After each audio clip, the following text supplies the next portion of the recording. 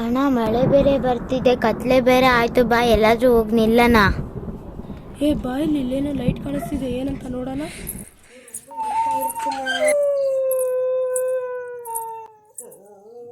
ಅಲ್ಲಿ ಯಾವುದೋ ಒಂದು ಮನೆ ಕಾಣ್ತಿರಂಗಿದೆ, ಬಾ ಹೋಗಿ ನೋಡೋಣ.